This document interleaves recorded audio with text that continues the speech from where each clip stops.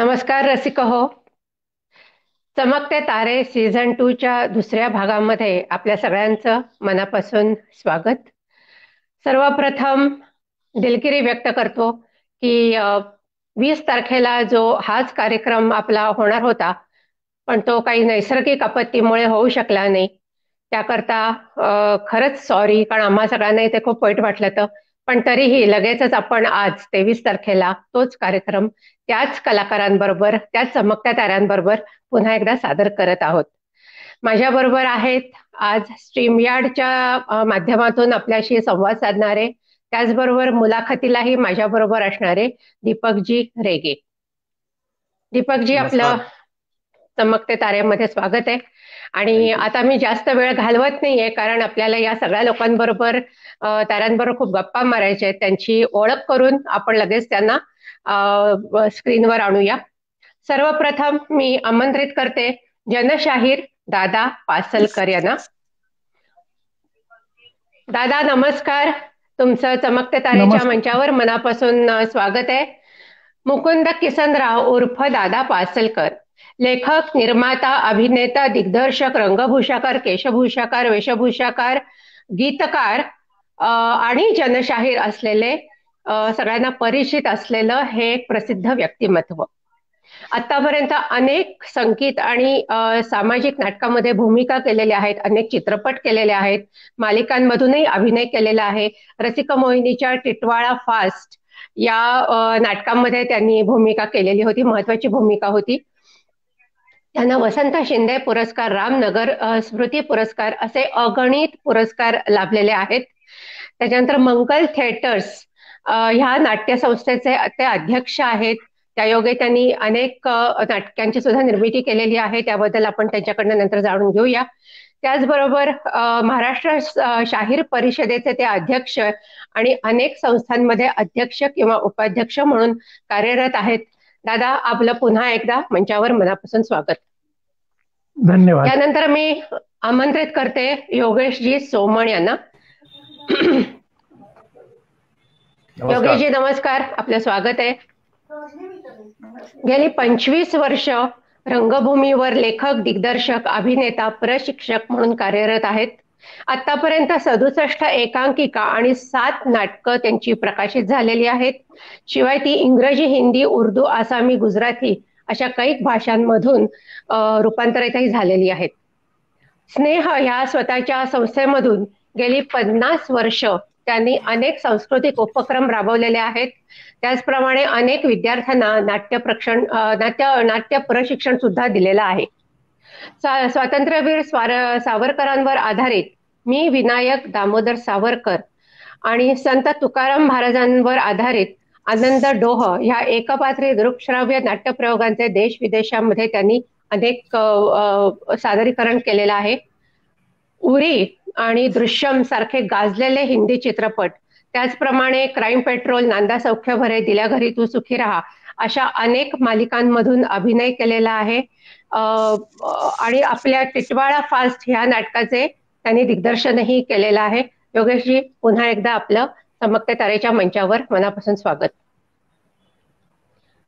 आता मी आमंत्रित करते गौतम मुरडेश्वर यांना. गौतमजी, आपलं स्वागत आहे. गायक, अभिनेता म्हणून प्रसिद्ध असलेले, शिवाय गीतकार, संगीतकार आणि कवी म्हणूनही प्रसिद्ध असलेले गौतमजी मुरडेश्वर. संगीत संशय कल्लोळ, संगीत ययाती देव यांनी, कट्यार काळजात घुसली आणि रसिक मोहिनीच्या टिटवाळा फास्ट मध्येही त्यांनी अभिनय केलेला आहे. त्याचप्रमाणे रंग माझा वेगळा, 4 दिवस, सासूचे, मुक्ताई सारख्या अनेक मालिकांमध्ये त्यांना आपण पाहिलेलं आहे. त्यांना अनेक पुरस्कारही प्राप्त आहेत. त्याचबरोबर स्वरचित काही हिंदी, मराठी गीतांनाही त्यांनी चाली लावलेल्या आहेत. आणि त्यांच्या स्वतःच्या शंकर महाराजांच्या भक्तांची भावगीतांची CD पण प्रकाशित आहे. तर अशा गौतमजींना पुन्हा एकदा आपलं स्वागत आहे. नमस्कार. आता मी आमंत्रित करते हरहुन्नरी अभिनेत्री आशा तारे हिला. आशा, नमस्कार. नमस्कार, स्वागत आहे तुझं चमकते तारेच्या मंचावर. गेली 30 वर्ष रंगभूमी, मालिका आणि चित्रपटामध्ये अभिनय केलेला आहे. सतीश तारे, सुनील तारे, राजा गोसावी, शरद तळवळकर अशा अनेक दिग्गजांबरोबर काम केलेलं आहे. त्याचप्रमाणे लग्नाची बेडी, शांतेचं कार्ट चालू आहे, स्वभावाला औषध नाही, बायको पहावी करून आणि रसिका मोहिनीच्या गाजलेल्या चिरंजीव आईस, त्याचप्रमाणे टिटवाळा फास्ट या नाटकातही भूमिका केलेली आहे. त्याचप्रमाणे लेकलाडकी या घरची, जोशीवाडा सारख्या मालिका, माहेरची साडी, त्याच्यानंतर खोपा आदी चित्रपटांमध्येही अभिनय केलेला आहे. नाट्य परिषदेचा प्रपंच लक्ष्मी अशा अनेक पुरस्कारांनी त्या सन्मानित आहेत. तर आशा तारे, आपलं पुन्हा एकदा मंचावर स्वागत आहे. आणि आता शेवटी मी सादर हे करते, आमंत्रित करते प्रसाद जवादे यांना. प्रसाद, चमकते तारेच्या मंचावर तुझं मनापासून स्वागत आहे. खूप लहान वयामध्ये यांनी अनेक मालिका, हिंदी, मराठी चित्रपट आणि नाटकांमधून अभिनय केलेला आहे. आपल्या रसिका मोहिनीच्या टिटवाळा फास्ट मध्ये त्यांनी अभिनय केलेला आहे. माझी या प्रियाला प्रीत कळेना, देवयानी अशा अनेक मालिका, नंतर लक्ष्मी वर्सेस सरस्वती, त्याचबरोबर हिरोईन, मलंग, क्लासमेट्स असे हिंदी, मराठी असे अनेक चित्रपट त्यांनी केलेले आहेत. तर या सगळ्यांचं रसिका मोहिनी आणि रसिका मोहिनी 8च्या चमकते तारे सीझन 2 भाग 2च्या या कार्यक्रमामध्ये आपल्या सगळ्यांचं मनापासून स्वागत आहे. आता दीपकजी, आपण आपल्या रसिका मोहिनीची एक ती छोटीशी क्लिप बघू आणि मग मुख्य कार्यक्रमाला सुरुवात करूया.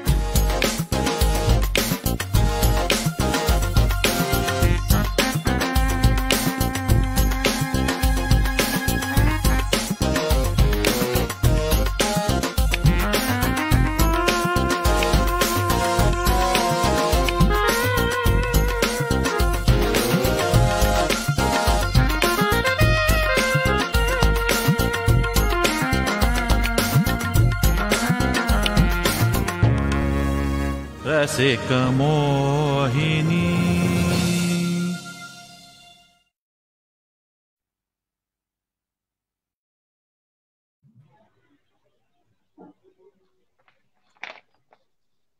नमस्कार रसिको.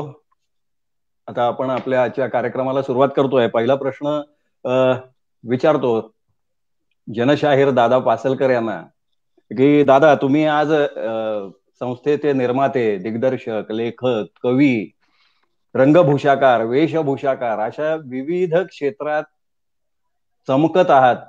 अनेक जण तुमच्या रंगभूषेने, वेशभूषेने चमकून नाटकात किंवा सिरियल्स मध्ये, चित्रपटात सुद्धा चमकलेले आहेत आणि त्यामागचा तुमचा अभ्यास पण खूप मोठा आहे.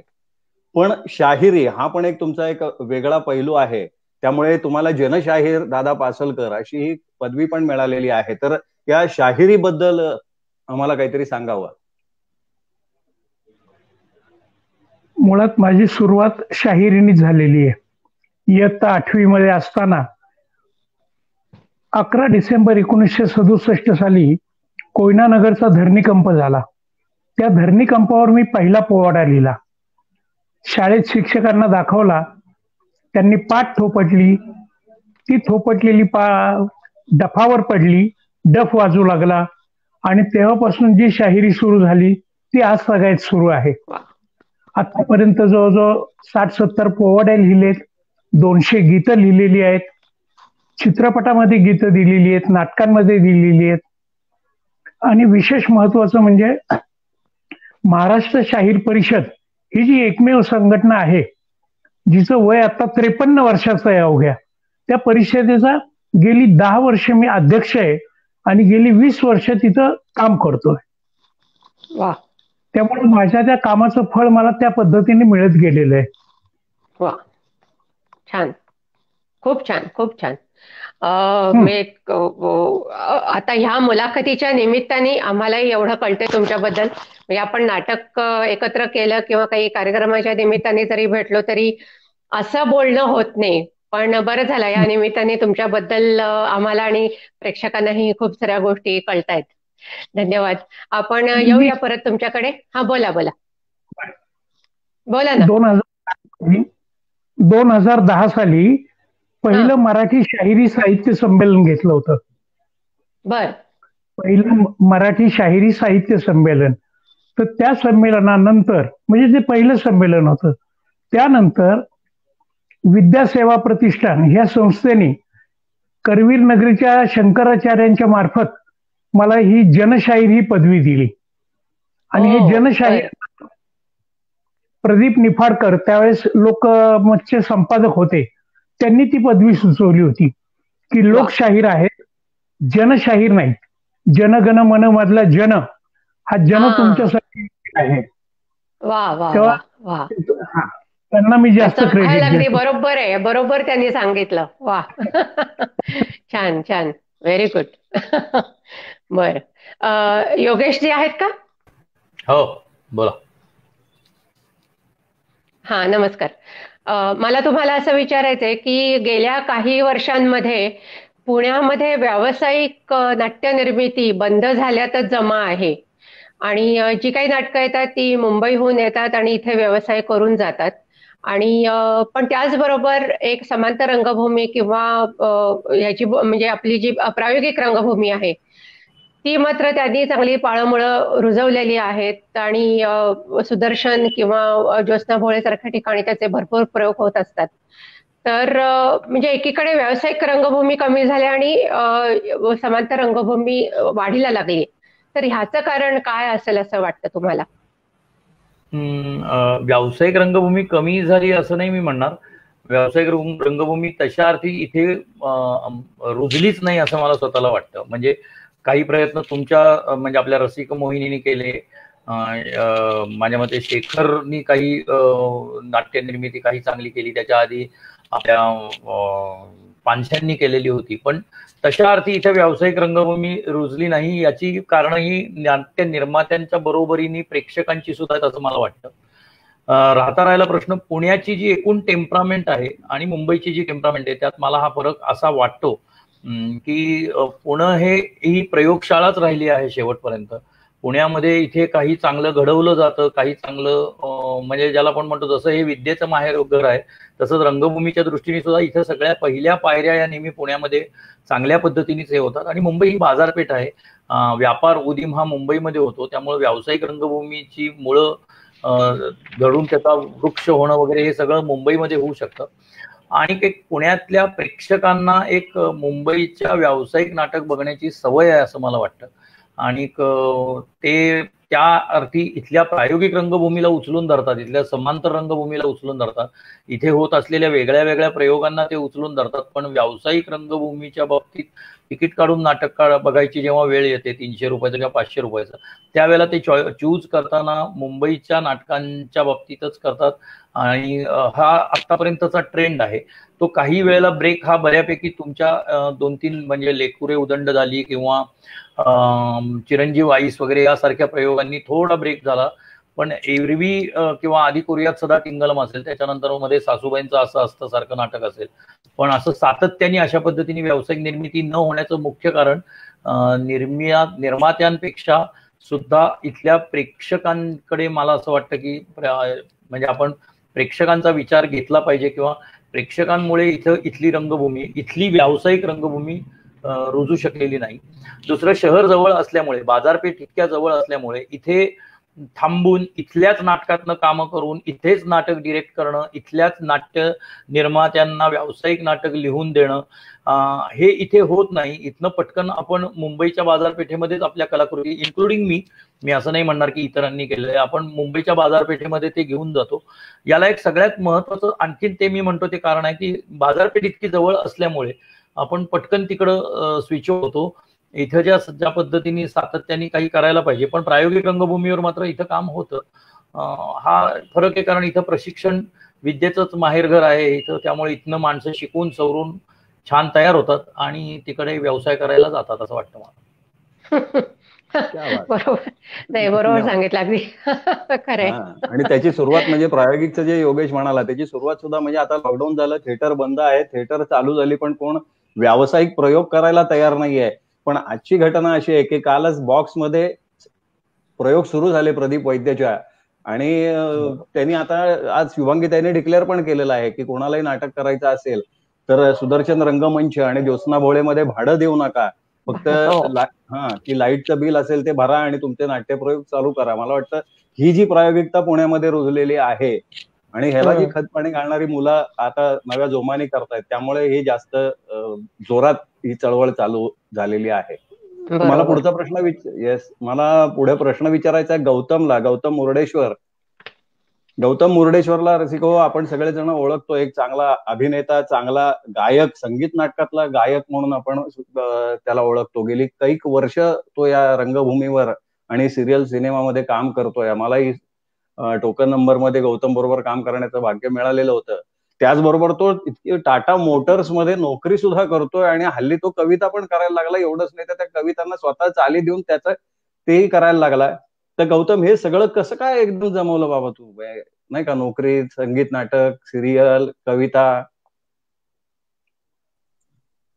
नाही, मी तसा स्वतःला भाग्यवान समजेन, कारण पहिली गोष्ट म्हणजे अगदी सोपं उत्तर द्यायचं म्हटलं की देवाने आपल्याला जे जे काही देऊन पाठवलेलं आहे त्याच्यावर आपला विश्वास असला पाहिजे. मुख्य म्हणजे आपण जे करू ते आनंदाने करायला पाहिजे. आपण स्वतःला ओळखता आलं पाहिजे. आणि दुसरं म्हणजे आजूबाजूची म्हणजे वातावरण किंवा माणसं आपल्या नशिबात आलेली जी आपल्याला सपोर्ट करतात, त्यामुळे मग आपोआप ती ऊर्जा मिळत जाते. म्हणजे त्यासाठी काय वेगळं करावं लागत नाही. आपण जे काही करू ते आनंदाने करत जायचं. म्हणजे सांगायचं झालं तर म्हणजे माझा जन्म मुंबईतला, गिरगावातला, केशवजी नाईक चाळ, आणि तिथे म्हणजे सकाळी गाणी वगैरे छान लागायची, तर ती ऐकून ऐकून ऐकून आवड निर्माण झाली होतीच. प्लस म्हणजे वडिलांना शास्त्रीय संगीताची आवड त्यावेळेला आम्हाला नव्हती, पण टेल्कोत ज्या वेळेला मी आलो त्यावेळेला इथे पुण्यामध्ये सवाई गंधर्व ऐकल्यानंतर शास्त्रीय संगीताच्या प्रेमातच पडलो आणि गाणं शिकायला सुरुवात केली लगेच. त्यामुळे अभिनयासाठी सुद्धा काही व्यक्ती भेटल्या. आता दिग्दर्शक म्हणून बाबा राणे, विनायक पटवर्धन, सुहास वाळुंजकर, असं व्यक्ती पण आपल्या आयुष्यात त्या वेळेला यायला पाहिजेत. आणि मग टेल्को कलासागर मधले सगळे हे काय टेल्को कलासागर मधले सगळे बाबा राणे आणि सगळे बाबा राणे वगैरे सगळं म्हणलं वाळुंजकर सर टेल्को मधले.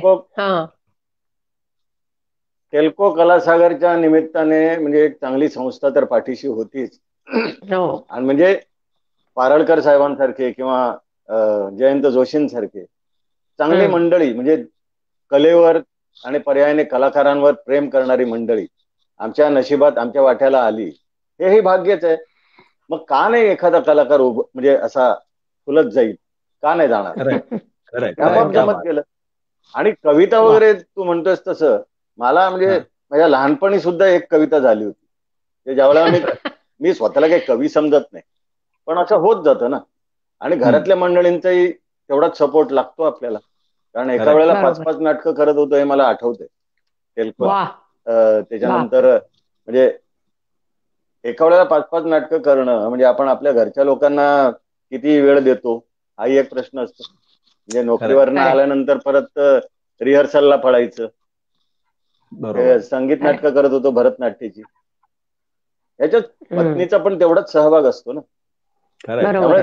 एक छोटीशी कविता म्हणजे 4 ओळी फक्त तिच्यासाठी मी त्यावेळेला लिहिल्या होत्या, त्या मी बरं. वाचून दाखवतो. कष्ट तोमी दूर जाता सखे तुझियापासून, कष्ट तोमी दूर जाता सखे तुझियापासून, जाणतो अस्तित्व नामज सखे तुझिया वाचून. रंग तोमी नाट्यरंगी गानरंगी धुंद होतो, रंग तोमी नाट्यरंगी गानरंगी धुंद होतो, रसिक देती प्रेम ज्याने आत्मरंगी दंग होतो, तरीही मैफल धुंद सारी वाटते मज का सुनी, जाणतो अस्तित्व नामज सखे तुझे वाचून. कारण काय माहिती ना, ह्या लोकांचं आपल्या आयुष्यात येणं ह्यामुळे आपोआपच आपण फुलत जातो. सपोर्ट तितकाच महत्वाचा. म्हणजे तू विचारलास ना प्रश्न की हे कसं काय जमवलं, मी जमवलं नाही म्हणत, माझ्याकडून ह्या लोकांनी यांची स्फूर्ती मला मिळाली आणि मी करत गेलो, माझ्यातला कलाकार आपोआप फुलत गेला. मस्त, फारच छान. चला, येस, आपण कंटिन्यू करूया असंच. मी आता आशाकडे येते. आशा, मला सांग, सतीश तारे, सुनील तारे यांच्यासारखे प्रतिथयश अभिनेते सगळे तुमच्या घरातले, त्याबरोबर सासऱ्यांची बालरंगभूमीचे ते स्वतः निर्माते पण होते, तर तुला म्हणजे लग्नानंतर तुझं नृत्य, अभिनय ह्या सगळ्याची तू जोपासना केलीस का अगोदरपासूनच तू या क्षेत्रामध्ये कार्यरत होतीस? नाही, तसं मी भेटायच्या आधी, म्हणजे आमचं तारे भेटायच्या आधी मी आधीपासून करत होते. नाटकातून वगैरे करत होते काम, पण जास्त फ्लो म्हणजे लग्न झालं नंतर त्यानंतर सुरू झाला. पण त्याच्या आधी मी नाटकाचे प्रयोग करत होते, डान्स, थोडंफार डान्स पण करत होते. म्हणजे थोडक्यात आज आमचं भाग्य आहे की 2 पासलकर आज आमच्या बरोबर आहेत, बाजीप्रभू पासलकर यांच्या वंशातले, त्यातले दादा खरे वंशज आहेत, पण आशा सुद्धा पूर्वीची पासलकरच आहे. आणि म्हणजे म्हणजे आशा पासलकरांचा गाडीखान्यापासून तपकीर गल्लीपर्यंतचा प्रवास आम्हाला महत्वाचा आहे. वा, बर. म्हणजे आशा पासलकर फ्रॉम गाडीखाना आणि आशा तारे फ्रॉम तपकीर गल्ली, 553 बुधवार. क्या बात आहे. ओके, सो तुझं म्हणजे आधीपासूनच तू शिक्षण म्हणजे घेतलेलं होतं, रिसर्च शिक्षण घेतलं? नाही, अभिनयाचं शिक्षण नाही, मी म्हणजे पूर्वीपासून करत होते, मग ती आवड होतीच मला. आवड होती मला आधी. डान्स पण मी करत होते. डान्स मी जास्त त्याच्यावर फोकस केलं नाही, म्हणजे ऍक्टिंग मध्येच जास्त हे झालं. आणि मग तसे वर्ष नाटकाचे ते प्रयोग करणं, म्हणजे पथनाट्य करणं, नाटकाचे प्रयोग वगैरे असं सगळं काही सुरू झालं या फील्डच्या दृष्टीने. ओके.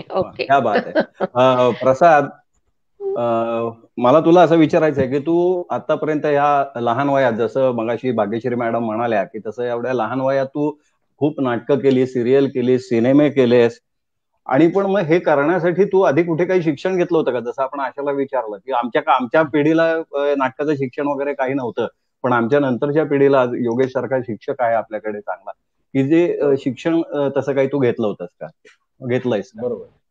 माझे गुरु खरं तर इथेच आहेत, योगेश सोमण. मी त्यांच्याकडेच होतो शिकायला. मी मूळचा तळेगाव दाभाडेचा, आणि तळेगावमध्ये एक खूप जुनी नाट्यसंस्था आहे, कलापिनी तळेगाव दाभाडे, आणि त्या संस्थेत मी लहानपणापासून बालनाट्यांमध्ये होतो, त्यांचे शिबिर अटेंड करायचो. पण नंतर जेव्हा विचार केला की यातच करिअर केलं पाहिजे आणि त्या दृष्टीने पावलं उचलायला सुरुवात केली, तर पुण्यात कॉलेज करत असतानाच योगेश सर मला भेटले, आणि त्यांच्याकडेच मग मी सगळ्यात पहिलं वर्कशॉप जे केलं होतं, खानापूरला सरांनी वर्कशॉप अटेंड केलं, आयोजित केलं होतं. सो तिथे मी थोडा मोठ्यांदा बोल प्रसाद. सो तिथून मी पहिल्यांदा ऐकू येत आहे? आता येतं ऐकू. आता आलं, बोल. सो तिथून योगेश सरांसोबत सिरियलची सवय सोडून नाटकासाठी माईक जवळ घ्यायला, सिरियलची सवय सोडून नाटकासारखं बोल. खणखणीत आवाज. बोल. सो योगेश सरांकडे काम करत होतो बरेच, एक ऑलमोस्ट 3-4 वर्ष मी सरांकडे काम करत होतो, त्यांच्या संस्थेत काम करत होतो. आणि मग त्या सरांनीच सांगितलं की बाबा आता बस झालं, जावा आता मुंबईला आणि काम करा, काम शोधा. सो मग तिथून तो प्रवास सुरू झाला ऍक्च्युली. हा. मग मुंबईत आल्यावर एक झी मराठीचा एक शो होता, महाराष्ट्राचा सुपरस्टार म्हणून टॅलेंट शो होता, त्यात सहभागी झालो आणि मग त्यात थोडं टॉप 12 पर्यंत आलो आणि मग असं करत करत मग पुढे सिरियल्स मिळत गेल्या आणि काम करतोय. वा, ग्रेट. बर दादा, तुमची मंगल थिएटर्स नावाची स्वतःची निर्मिती संस्था आहे आणि त्यायोगे तुम्ही अनेक आतापर्यंत नाटकं आणि काही उपक्रम राबवलेले आहेत, तर त्याबद्दल जरा आम्हाला माहिती द्या ना. हो, त्याआधी आशा एक गोष्ट विसरली, ती मी सांगतो. धाकटी बहीण आहे माझी. नाही विसरले. हॅलो, एक मिनिट. वेगळे म्हटले की दादा पासलकर वीर बाजी पासलकरांचे वंशज आहेत, तर त्या दादा त्यांना हे एक्सप्लेन करा की मी घरातली आहे. तुमचं सख्खं नातं आहे, सख्खे बहीण भाऊ? आमचं दादा, माझ्यापेक्षा दादा जास्त छान एक्सप्लेन करतील. जे आहेत ना, वसंत पासलकर हे नाटकाचे समीक्षक उत्तम पैकी, नाटकावर खूप लिखाण करायचे, ते तिने सांगितलं रुजलेलं आहे. बरोबर? ओके, बरोबर आहे. हा, तिचा रेंज गेलेली दिसते बहुतेक. येत आहे का ऐकू? हा, मोठ्या भावाची भूमिका पार पडली दादांनी आज, मला आठवण. वा, क्या बात आहे. हे आम्हाला आजच कळलं बघा, या निमित्ताने किती गोष्टी कळतायत.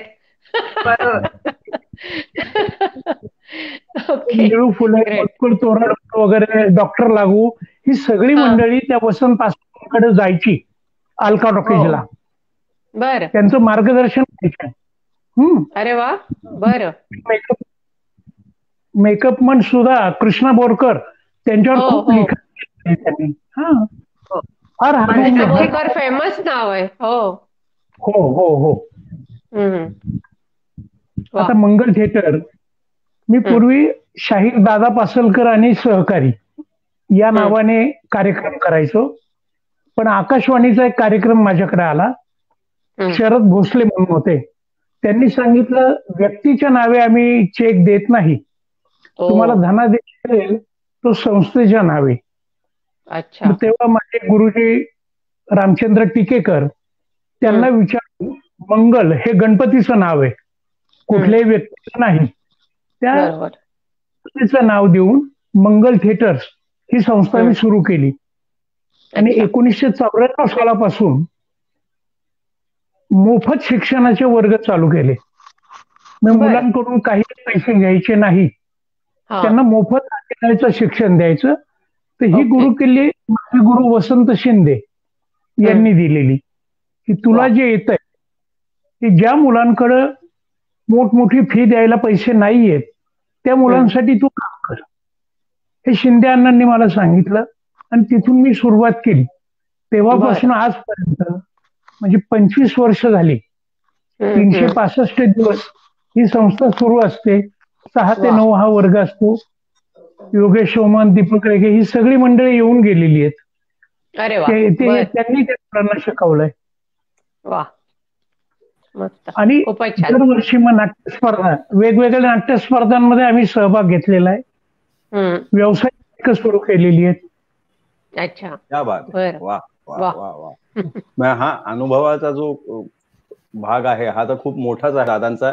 तसाच त्याच पद्धतीने आपल्या बरोबर आता योगेश पण आहेत. योगेशचाही अनुभव खूप आहे की त्याने असंख्य म्हणजे पुरुषोत्तम करंडकापासून त्याने जी सुरुवात केली ती असंख्य एकांकिका लिहिल्या, दिग्दर्शित केल्या, स्वतः अभिनय केला, त्याची बक्षिसं मिळवली. मगाशी आपण ओळख करून देताना सांगितलं की अनेक मराठी सिरियल्स मध्ये, हिंदी चित्रपटांमध्ये त्यांनी काम केलं. म्हणजे दृश्यम सारखा मोठा चित्रपट, उरी सारखा चित्रपटातनं त्यांनी काम केलं. तर योगेश, तुला असं विचारावं असं वाटतं की तू मराठी आणि हिंदी दोन्हीकडे त्याच ताकदीने तू काम करतोयस, तर या दोन्हीकडच्या वातावरणात तुला काही फरक जाणवतो का किंवा वाटतो का? एक तर भाषेमुळे नॅचरली मराठी चित्रपटाचं युनिट असेल तर ते तो एका कुटुंबासारखं असतं. आणि हिंदी चित्रपटांच्या या दोन्ही या मोठ्या प्रोडक्शन हाऊस आणि फूट फेरी म्हणून माझा आता नुकता एक फिल्म आली, ती OTT प्लॅटफॉर्मवर दाखवली पण गेली. तर ते खूप व्यावसायिक असतात असं मला जे जाणवलं या तिन्ही प्रोडक्शन हाऊसमधनं काम केल्यानंतर. तर ते खूपच व्यावसायिक असतात.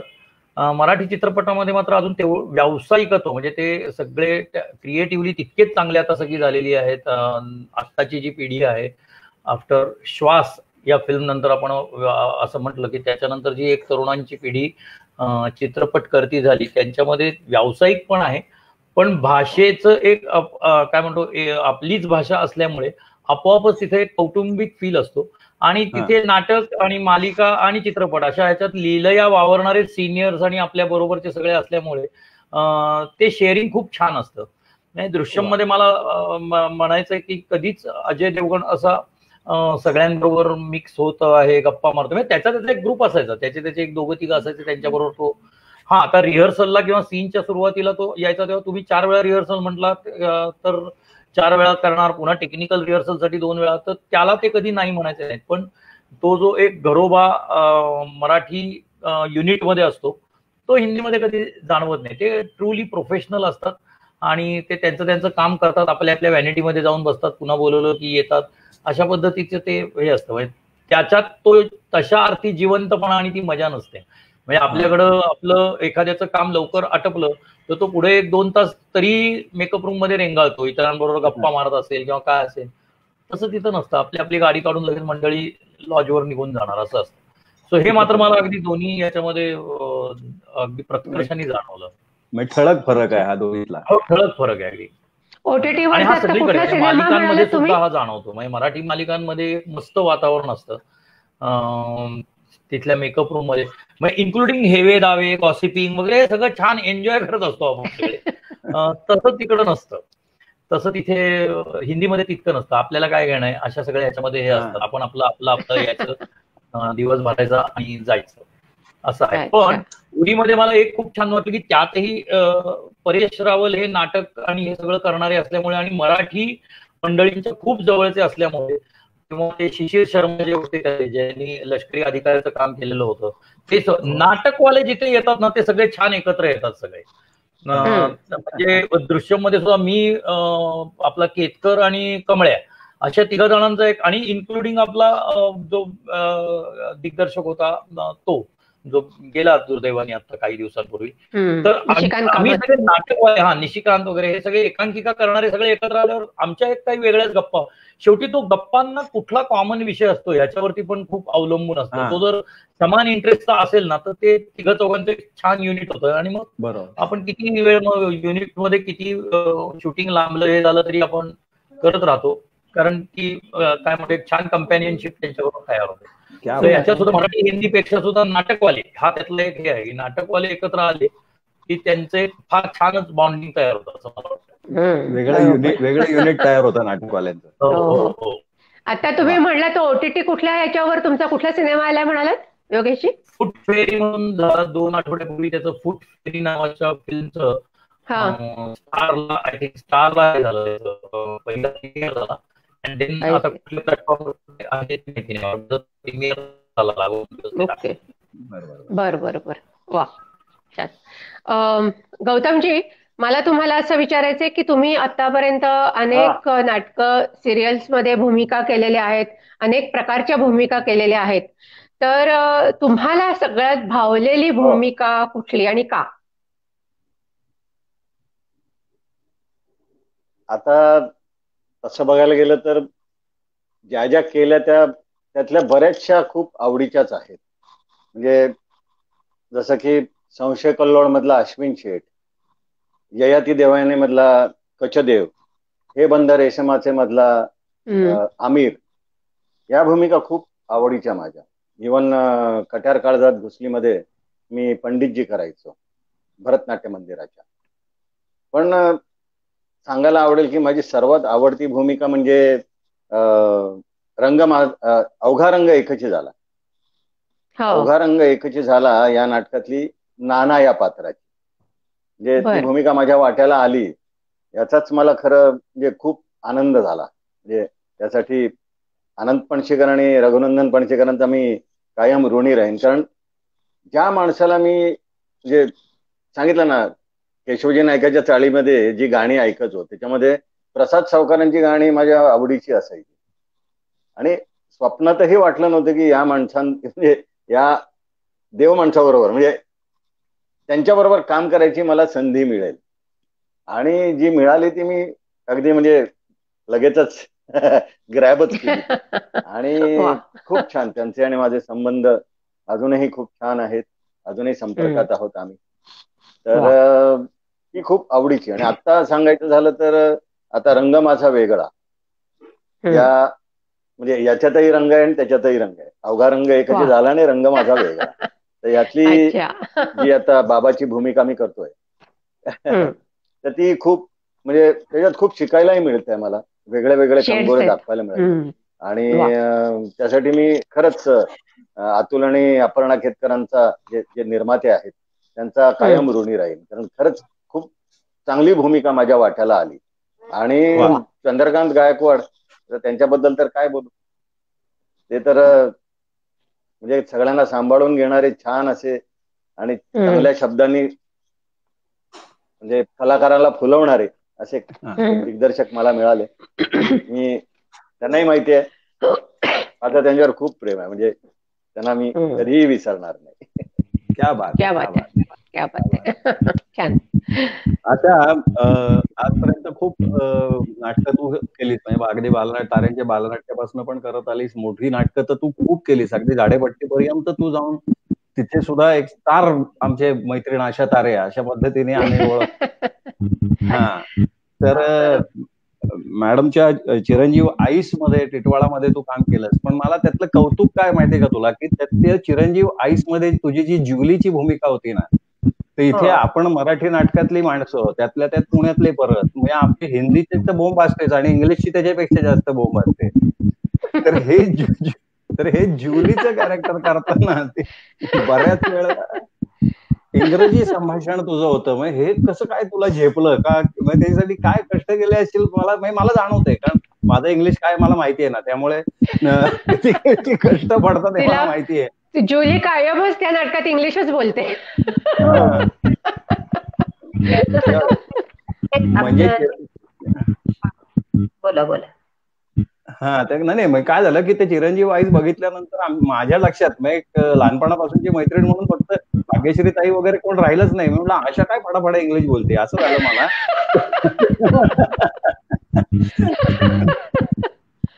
त्यामुळे याच्यासाठी काय कष्ट घेते बाबा तू, काय मला काय ते जरा उत्सुकता खूप होती. हा, उत्सुकता म्हणजे मला ह्या नाटकात काम करायला विचारलं तर मला पहिल्यांदा टेन्शन आलं होतं की हे सगळे म्हणजे भाग्यश्रीताईंचं इंग्लिश चांगलं आहे, परत बाकी सगळे जे कलाकार होते ते सगळ्यांचं छान इंग्लिश होतं. सुहासिनी देशपांडे होत्या, त्यांना इंग्लिश बोलायचंच नव्हतं, फक्त राहिले होते मी. पण मला हा कॉन्फिडन्स भाग्यश्रीताईंनी दिला. त्यांनी मला त्यावेळेस खूप सांभाळून घेतलं की तू कर, तुला येऊ शकतं, तू करू शकतेस. त्यानंतर आमचे डायरेक्टर जे होते त्यांनी खूप छान माझ्याकडून ते करून घेतलं. म्हणजे मी प्रत्येक त्यांचं मराठीत अर्थ लिहून घ्यायचंय, कारण ते फ्लुएंट पाहिजे होतं. असं नुसतं इंग्लिशचं वाक्य बोलायचं नव्हतं, त्यातला तो तिकडचा बाज आला पाहिजे होता. पण हे सगळं म्हणजे भाग्यश्रीताईंचं सहकार्य आहे, बाकी कलाकारांनी केलं, डिरेक्टरांनी करून घेतलं आणि मग मी माझ्या कष्टाची थोडी जोड त्याला दिली. नाही, चांगलेच कष्ट घेतले, कारण पेपरमध्ये परीक्षणामध्ये वगैरे हिचं खूप कौतुक आलं होतं आशाचं, मला आठवतंय. लिहिलं होतं माझ्या म्हणजे त्या रोल विषयी वजननी. खूप छान लिहिलं होतं. अविस्मरणीय माझ्या दृष्टीने, कारण मी बरेच आपली नाटक खूप केली होती, पण हा असा रोल असलेला पहिल्यांदाच केलं होतं. अगदी अगदी म्हणजे लक्षात राहील अशीच भूमिका होती ती, अगदी प्रश्नच नाही. छान. प्रसाद, हा सॉरी, तू बोलतेस का? काहीतरी ऐकू येत नाहीये आशा? नाही. हा, ओके ओके, हा ठीक आहे. प्रसाद, मला तुला असं विचारायचंय की तू काही हिंदी चित्रपटांमध्येही काम केलेलं आहेस आणि म्हणजे मी तुला आता आपल्यामध्ये फोन झाला तेव्हा मी तुला म्हणलं, तुला मी पाहिलंय 2-3 सिनेमांमध्ये वगैरे. तर हे बॉलिवूडमध्ये वगैरे एंट्री मिळणं किंवा हे जरा थोडंसं आपण एस्पेशली मराठी लोकांना जरा अवघड समजतो. तर तू काय त्याच्याकरता काही वेगळे प्रयत्न करायला लागले की ते आपली भूमिका तुझ्याकडे आल्या चालतच आल्या असं काही झालं? नाही मॅम, ऍक्च्युली आजकाल असं काही खूप जास्त तो डिफरन्स राहिलेला नाहीये. रादर बरेचसे हिंदी सिनेमातले कास्टिंग डिरेक्टर जे आहेत तर ते मराठी आहेत स्वतः. सो आणि त्यांना सुद्धा पाहिजे असतं की खूप चांगले कलाकार चांगल्या चांगल्या चित्रपटांमध्ये असावं. आणि पूर्वी जे जसं होतं की मराठी कलाकारांना चांगले कॅरेक्टर्स मिळायचे नाही, तर ते सगळे आता सगळे समीकरण खूप चेंज झालेले. सो असं काही नाहीये की खूप काही वेगळे कष्ट घ्यावे लागतात. पण हा डेफिनेटली म्हणजे जसं अंधेरीला तो ओशिवरा वर्सोवाचा जो एक ग्रुप आहे जिथे कास्टिंग होतात जनरली, किंवा असे त्या ठिकाणी जाऊन तुम्हाला ऑडिशन्स द्यावे लागतात, कंटिन्यू तुम्हाला त्यांच्या टच मध्ये राहावं लागतं. पृथ्वीला म्हणू शकतो आपण की हजर राहावं लागतं बरेचदा. सो ते सगळ्या गोष्टी आहेत. आणि पण हा म्हणजे असं काही वेगळं त्यासाठी मेहनत घ्यावी लागते वगैरे असं काही नाही. आणि हा तसंच कास्टिंग झालं. मी आता रिसेंटली मलंग नावाच्या एका सिनेमात काम केलं होतं. तर ते मुकेश छाबड़ा यांनी माझं कास्टिंग छिचोरे नावाच्या एका सिनेमामध्ये केलं होतं. नितीश तिवारी यांचा छिचोरे नावाचा सिनेमा होता. तर एकच छोटासाच रोल होता, पण त्या रोलमुळे मला त्या डिरेक्टर्स ची ओळख झाली, मग त्यांचे असिस्टंट, आणि असं ते वाया थ्रू होत जातं. हो बरोबर आहे. एकदा एका झालं की ती लिंक लागते पुढे मग. बरोबर आहे. चांगलंय, गुड. येस. दादा, आता गेले काही वर्ष तुम्ही शाहीर परिषदेचे अध्यक्ष आहात. तुमच्या अध्यक्षतेखाली शाहीर परिषदेचं एक चांगलं ऑफिस पुण्यामध्ये तयार झालंय. आणि शाहीरचं प्रशिक्षण पण काही जण देतात, तुम्हीही देतात. तर हे शाहिरीचं प्रशिक्षण तुम्ही घेतलं होतं का कधी, किंवा तुम्ही कोणाकडे शिकलात का की शाहिरी कशी असावी किंवा काय? मग ह्याचं तुमचं जरा आम्हाला कोडं उलगडून सांगा. खरंच कोड आहे ते, कारण आमच्या वेळेस कुणी कुणाला शिकवत नव्हतं. बरोबर. आजही कोणी शाहीर कुणालाही शिकवत नाही. परंतु पुण्यामध्ये माझी मंगल थिएटर संस्था किंवा औरंगाबादमध्ये शाहीर महर्षी आत्माराम पाटील शाहिरी मंच ही संस्था, किंवा पुण्यामध्ये शाहीर हेमंत मावळे यांची हिंगे लोककला प्रबोधिनी, ह्या 2-3 संस्था ज्या आहेत ह्या प्रकर्षानं शाहिरी शिक्षण आता देत आहेत आणि मोफत देत आहेत. कुठलेही आकार घेत नाहीत, पैसे घेत नाहीत. पण हे सगळीकडे झालं पाहिजे. आमच्या वेळेस कुणी देत नव्हतं, आमचा उपयोग करून घ्यायचे. पाठीमागं झिलकरी म्हणून आम्हाला उभं करायचे, त्यात जे शिकायचं तेच. पण माझं शिक्षण झालं हे आकाशवाणीवर. दर शनिवारी 11:30 वाजता लोकसंगीत लागायचं. त्या लोकसंगीतात शाहीर साबळे, शाहीर पिराजीराव सरनाईक, पुंडलिक फरांदे, निवृत्ती पवार ह्या मंडळींची जी गाणी लागायची ना, ती गाणी मी तोंडपाठ केलेली होती. आणि त्यातून ती शाहिरी माझ्याकडे येत गेली. शाहीर परिषदेचं पहिलं अधिवेशन पुण्यामध्ये झालं होतं 1968 साली. ते 3 दिवस मी ते अटेंड केलं होतं शनिवार वाड्यावरती. मी जिथं कार्यक्रम असेल त्या ठिकाणी जाऊन हजर राहायचो, बघायचो. अगदी आजीच्या कडेवर बसून सुद्धा गेलेलो आहे. मी त्यावेळेस शाहीर जंगम स्वामी, शाहीर दीक्षित, मोठं नाणेवडीकर, शाहीर किसनराव हिंगे ह्या मंडळींची शाहिरी ऐकलेली आणि ती डोक्यात बसली पूर्णपणे. त्यामुळे ते शाहिरीमध्ये जास्त प्रगती करता आली. योगेशजी,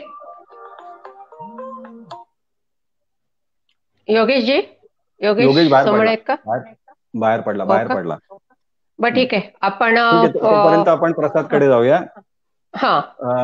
प्रसाद, आता तू बऱ्याच नाटकातनं कामं केली, सिरियल्स मध्ये, हिंदी सिनेमामध्ये काम करतोय. तर हितनं पुढचं अजून तुझी स्टेप काय? म्हणजे तुला संकल्प काही आहे का? म्हणजे तुला बाबा दिग्दर्शन करायचं आहे, किंवा एखाद्या सिनेमाचं किंवा नाटकाचं किंवा सिरियलचं लेखन करायचं आहे, असा काही संकल्प तुझ्या डोक्यामध्ये आहे का?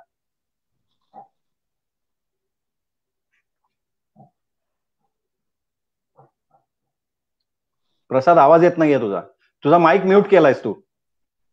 Hello, sorry sir, sorry sir. हा, ऍक्च्युली ह्या सगळ्याच गोष्टी मला खरं तर करायला खूप आवडेल, पण आता बऱ्याच सिरियल्स केल्या मी, 5-6-7 सिरियल्स केल्या ऑलमोस्ट, आणि फिल्म्स करतोय. मला ना एक खूप असं जाणवतं की जनरेशन जशी जशी चेंज होतीये तसं तसं नवीन नवीन मुलांना नवीन त्यांचे विचार मांडण्याची खूप गरज आहे.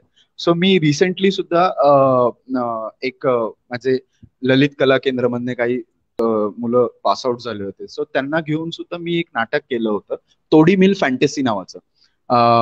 आणि त्यांचे ती नवीन स्टाईल आणि ते नवीन विचार मला जास्तीत जास्त अजून पोचवायची इच्छा आहे. सो प्रॉबेबली डिरेक्शन तर इतक्यात निश्चित नाही, पण आत्ताच्या घडीला जे जे माझ्याकडनं शक्य आहे कमवलेल्या सिरियल्सच्या पैशातून पण चांगले कलाकृती प्रायोगिक रंगभूमीवर जितके चांगल्या प्रकारे आणता येईल तर तो प्रयत्न कायमच राहील. आणि डेफिनेटली डिरेक्शनचा तर ध्यास आहेच माझा, पण त्याचं वय अजून आलेलं नाहीये. करशील. आमच्या शुभेच्छा आहेत, नक्की करशील. Thank you so much. Okay, great. Yogeshji आले नसले तर मग मी आशाकडे जाते. हा, आशा, मला तुला असं विचारायचंय की तू आता म्हणजे आपण तसं मगाशी बोललो त्याप्रमाणे अनेक वर्ष कामं करतेस, नाटक, सिनेमा, सिरियल झालं, नाटकांमध्ये सुद्धा तू पार अगदी झाडेपट्टीपासून ते व्यावसायिक रंगभूमी ते पथनाट्य इथपर्यंत तुझा विस्तृत प्रवास आहे. तर या सगळ्या माध्यमांमध्ये म्हणजे एस्पेशली नाटकाच्या मी विचारते की झाडेपट्टी असेल, व्यावसायिक नाटक असेल, पथनाट्य असेल, तर ह्याच्यामध्ये जे काही तू कामं करतेस नाटकांमधनं त्याच्यामध्ये तुला ठळक फरक काय जाणवतो? ठळक फरक म्हणजे मुंबईचं आपले व्यावसायिक नाटक आणि झाडेपट्टीचं नाटक हे तर दोन मोठे फरक आहेत. म्हणजे तीही रंगभूमी तेवढीच महत्वाची आणि तेवढीच हे आहे, पण तिकडचे ऑडियन्स असं आहे की त्यांना त्या पद्धतीनं नाटक सादर केलं तरच ते त्यांना आवडतं, आणि तेच आपल्या पुण्या मुंबईचं नाटक तिकडे गेलं तर त्यांना ते एवढं हे वाटत नाही काय, म्हणजे कारण त्यांना थोडंसं जास्त अग्रेसिव्ह असे नाटक करायचे म्हणजे आवडतात तिकडच्या ऑडियन्सला. म्हणजे जास्त करून लोक जे शेतकरी वर्ग आहेत त्यांच्या घरी टीव्ही पण नाही असे लोक आहेत, तर त्यांना जरा थोडं लाऊड म्हणजे सगळं लागतं, काम किंवा ऍक्टिंग सगळं. आणि आपल्या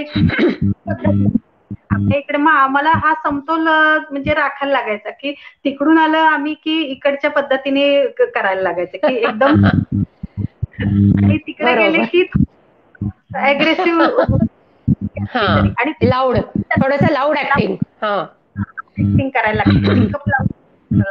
ती त्या लोकांची आवड आहे आणि तिथं तसंच म्हणजे चालतं आणि आवडतं त्या ऑडियन्सला. तसं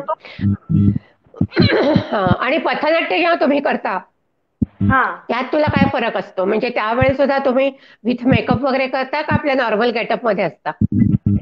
नॉर्मल गेटअप असतो आपला, विथ मेकअप नसतो. म्हणजे माईक सिस्टीम पण आपली कशी ती असतेच नीट अशी नाही, कधी असते नसते, तर ते आपण ते सगळं हे बघून प्रेक्षक किती लांब थांबलेत, त्यांना काय सांगायचंय आणि कमी वेळात सांगायचं असतं पथनाट्याला, ही वेळ कमी असतो आपल्याला, मेसेज असतो त्याच्यामध्ये.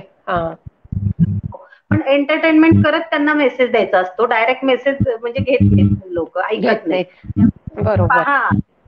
5 मिनिटं त्यांचं एंटरटेनमेंट करून त्यांना अडकून त्यात तो महत्वाचा मेसेज पास करायचा असतो. हे ओके असतं. कलेच्या बाबतीत झाडेपट्टी रंगभूमी तशी तिथं ग्रेट आहे, पथनाट्य तेवढं ग्रेट आहे की असं म्हणतात पथनाट्यात काम करणारा कलाकार जगाच्या कुठल्याच रंगभूमीवर अडू शकत नाही असं एक म्हणतात. म्हणजे ते ऑलराऊंडर कलाकार. वा. आणि पथनाट्यामध्ये मला वाटतं समोरून बाजूने मागच्या बाजूने सगळीकडनं प्रेक्षक त्या नटाला बघत असतो, त्यामुळे त्याचे हावभाव आवाज त्या सगळ्यांपर्यंत पोहोचणं नाही का, सगळं एक्सप्रेशन्स हेही महत्वाचं असतं. कुठून काय म्हणजे कोण हे मध्येच डिस्टर्ब करू शकतं, काय करू शकतं, पण तरी 15 मिनिटात ते पटकन तो मेसेज तेवढा प्रभावीपणे मांडायचा असतो. वा. तो आणि तो भरपूर तो अनुभव घेतलायस. हो भरपूर आहे. ओके. वा, छान. योगेशजी, मी तुम्हाला विचारते, मगाशी तुम्ही मला वाटतं जरा वायफायचा प्रॉब्लेम झाला तुमच्याकडे. हा, तर मला तुम्हाला असं विचारायचं की अनेक जाणकारांचं असं मत आहे, आता मी मुंबईमध्ये सुद्धा प्रयोग करते किंवा बाहेर आम्ही जातो, पुण्यामध्ये आपण करतो, तर अनेक जण असं थोडीशी भीती पण दाखवतात किंवा त्यांचं असं मत पडलंय की काही वर्षांनी मराठी रंगभूमी असेल, बंगाली रंगभूमी असेल, गुजराती रंगभूमी असेल, जे आपण आता अगदी हे समजतो की चांगल्या रंगभूमी आहेत आत्ताच्या, तर त्या रंगभूमी असेल, इव्हन सिनेमा सुद्धा थिएटरमध्ये जाऊन जो सिनेमा प्रेक्षक बघतो तो सिनेमा, हे सगळं बंद पडून OTT सारखा जो आता प्लॅटफॉर्म नवीन आलेला आहे, तर अशा पद्धतीचंच हे चालणार आहे आणि ही नाटक वगैरे सगळं बंद पडणार आहे असं त्यांचं मत आहे. तर तुम्ही एक तज्ज्ञ म्हणून तुम्हाला काय वाटतं त्याच्यामध्ये?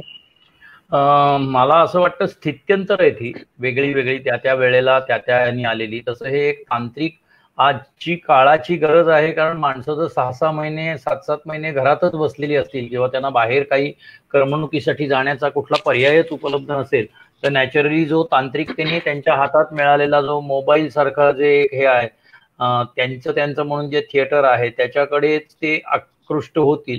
पण हे स्थित्यंतर आहे. मला असं वाटतं की जिवंत कलेचं म्हणून जे महत्व आहे, प्रत्यक्ष समोर स्टेजवर बघणं. आता कितीतरी नाटकं 3 कॅमेरा सेटअपमध्ये शूट झालेली बघतो आपण, पण तरीही पुन्हा ते आपण नाटक बघतच नसतो, तो आपण एका काय म्हणतो रूपांतरण केलेलं असतं टेक्निकली त्या गोष्टीचं. सो ते आपण बघतो, म्हणजे त्याच्यात कथा कळू शकते, त्याच्यामध्ये अगदी तुम्हाला काय म्हणतो अभिनय क्लोजअप मध्ये बघायला मिळू शकतो वगैरे. सगळं जरी असलं तरी प्रत्यक्ष रंगमंचावर जे घडामोडी घडत असतात, जी कॉम्पोजिशन होत असतात, जे एकमेकांचं गिव्ह अँड टेक असतं, ते नाटकाचं स्वतःचं बलस्थान आहे असं मला वाटतं. आणि ते मरू नाही शकणार. म्हणजे कदाचित 10-15 वर्ष OTT प्लॅटफॉर्म प्रचंड प्रसिद्ध काय म्हणतो आपण, त्याचा प्रभाव आणि प्रसार इतका होईल की असं वाटेल की काय रंगभूमी आता फक्त OTT प्लॅटफॉर्मवरतीच आपल्याला बघावी लागणार आहे. पण एक पिढी त्याच्यातनं गेल्यानंतर पुढच्या पिढीला पुन्हा ही जिवंत कला बघण्याचं पुन्हा एकदा हे सुरू होणार, कारण ते आकर्षण हे माणसाचं असणारच आहे, ते कधीच जाऊ शकणार नाही. की ज्याला आपण म्हणतो की नुसतंच नाटक असं नाही, की गाणं सुद्धा घ्या, की लाईव्ह कॉन्सर्ट बघणं आणि त्याचं शूटिंग केलेलं बघणं याच्यामध्ये जो फरक असतो, कारण त्याला आजूबाजूचा जो माहोल त्या सगळ्या सकट आपण ते बघत असतो. नुसतं केवळ तिथं एखादं गाणं ऐकत नसतो, तर आपल्या शेजारीही काही रसिक प्रेक्षक असतात, ते कुठल्या तरी एका वेगळ्या तानेला दाद देतात, ते एखाद्या वेगळ्या याला टाळी देतात. तसंच हे आहे की नाटकामध्ये सुद्धा एखादा वेगळा पंच उचलला दुसऱ्या एका समूहाकडनं जातो, आपण एखाद्या वेगळ्या गोष्टीला हसत असतो. हे जे प्रेक्षकांच्या बरोबरचं गिव्ह अँड टेक तिथल्या तिथं मिळतं, ते गिव्ह अँड टेक तुम्हाला कुठल्याच OTT प्लॅटफॉर्मवर किंवा कितीही तांत्रिकतेमध्ये तुम्ही नाटक घेतलं तरी मिळणार नाहीये. सो हे कालांतरात, जसं चित्रपट आला, आकाशवाणी आली, त्याच्या वेळेला रेडिओ आला, त्याला तेव्हा वाटलं नाटकावरती काहीतरी परिणाम होईल. दूरदर्शन आलं, त्याच्यावरती वाटलं, सगळे चॅनल झाले, त्याही वेळेला वाटलं की नाटकावर काहीतरी परिणाम होईल. आता हे आणखीन एक माध्यम आलेलं आहे, OTT प्लॅटफॉर्म किंवा घर बसल्या नाटक देखो. पण ते नाटक देखो नसणार, शेवटी तुम्ही एक सिरियल काय किंवा सिनेमा काय एका स्क्रीनवर बघता, पण तरी नाटकाचं महत्व वेगळं आहे, ते तसंच राहणार असं मला वाटतं. त्यामुळे मला नाही वाटत मृतप्राय वगैरे होईल. थोडं कमी जास्त आलेख होतो, तो कुठल्याही व्यवसायात होतो, तो आपण it's a part of the game असं मला वाटतं. ऐकून बरं वाटलं. ओके, क्या बात. रसिको मित्रांनो, आता आपण आपल्या या कार्यक्रमाच्या शेवटाकडे आलेलो आहोत. आणि जसं आता योगेश म्हणाला की एक जिवंत कला आहे, ही समोर बसून बघितल्याशिवाय त्या कलेचा आनंद प्रेक्षकांनाही घेता येत नाही किंवा नटांनाही स्टेजवरनं देता येत नाही.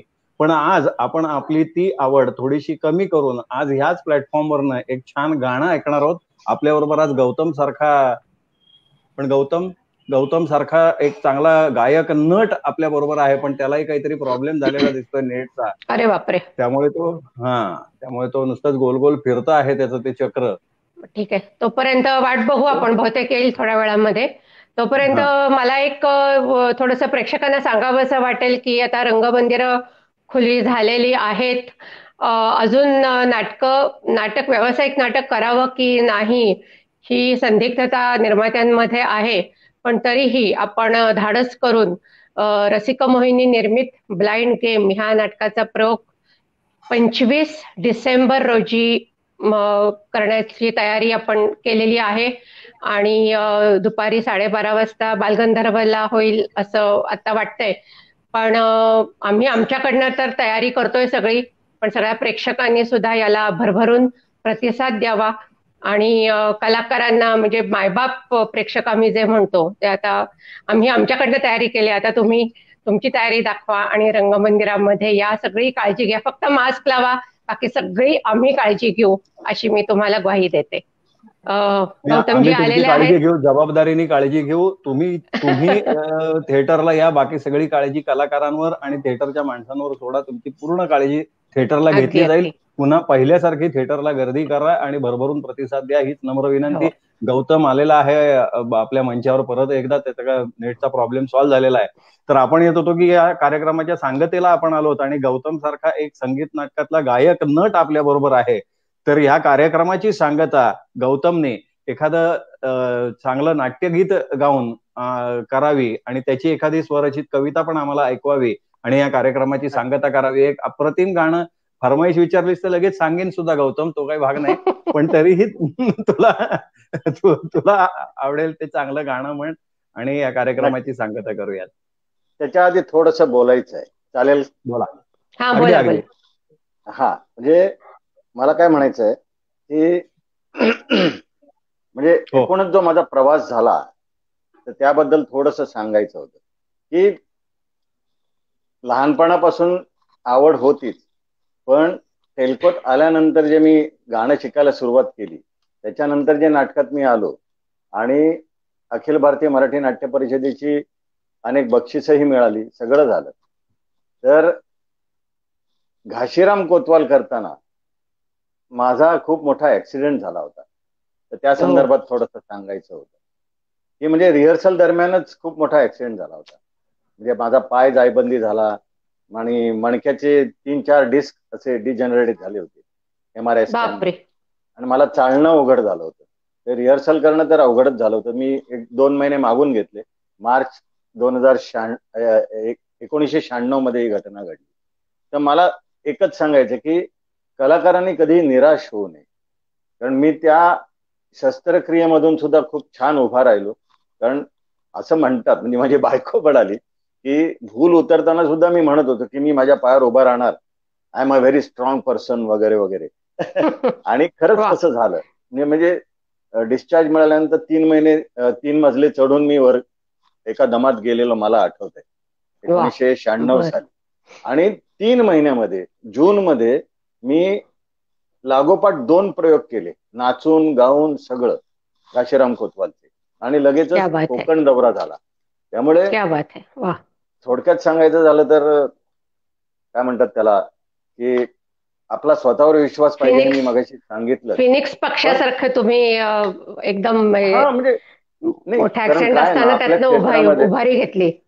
आपल्या क्षेत्रामध्ये निराशा फार लवकर येऊ शकते, कारण आज काम आहे तर उद्या 2-3 महिने कामही नसू शकतं. कारण अनेक कलाकार आपण असे बघितलेत की जे व्यसनांच्या आहारी जातात किंवा निराश होऊन हे क्षेत्रच सोडून देतात, व्हॉटेव्हर जे काय, पण तसं करू नये असं मला वाटतं. कारण देवाने आपल्याला त्यासाठी ह्या कला देऊन पाठवलेलं नाहीये. त्यातलं काहीतरी पुढे लोकांसाठी म्हणा किंवा स्वतःच्या आत्मानंदासाठी काहीतरी व्हायला पाहिजे.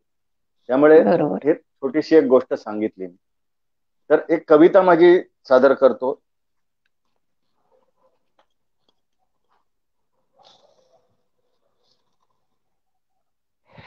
धुंद तू अन धुंद मीही, धुंद तू अन धुंद मीही, धुंद आसमंतहा, मूक अपुले ओठ तरीही बोलतो एकांत. भान नामज आणि तुझही काळ वेळाचे जरी, भान नामज आणि तुझही काळ वेळाचे जरी, खूळ अपुले न्याहळूनी हासतो एकांत.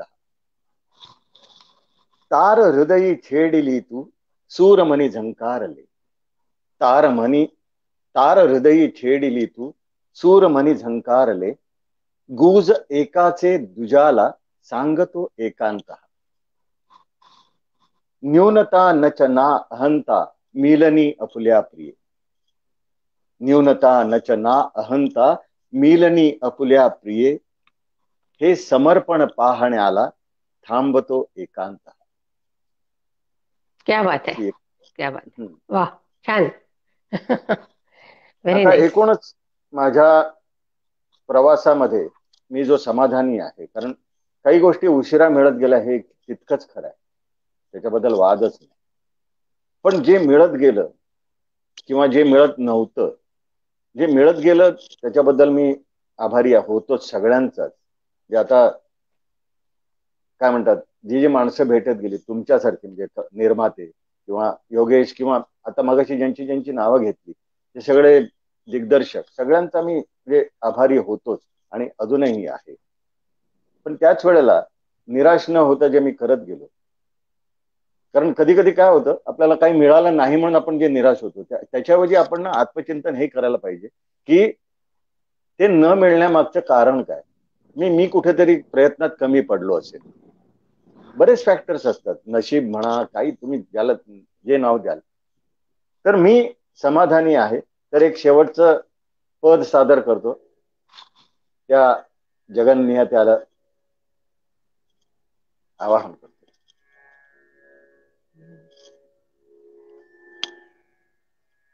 हे आदिमा हे अंतिमा, हे आदिमा हे अंतिमा, जे वांछिले ते तू दिले, जे वांछिले ते तू दिले, कल्पद्रुमा हे आदिमा हे अंतिमा, या मातीचे आकाश तू, या मातीचे आकाश तू, शिशिरात या मधुमास तू, शिशिरात या मधुमास तू, देशी मृता तू अमृता, पुरुषोत्तमा हे आदिमा हे अंतिमा,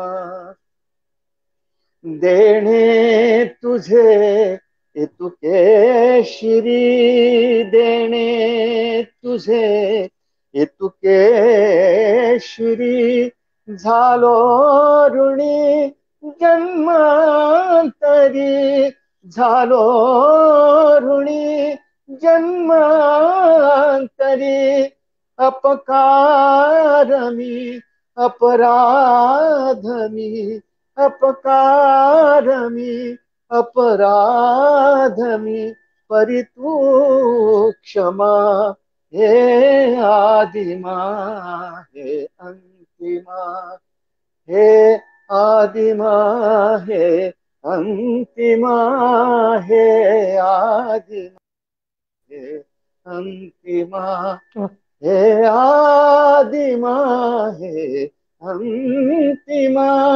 अपकारमी अपराधमी, परितू क्षमा हे आदिमा हे अंतिमा, हे आदिमा हे अंतिमा.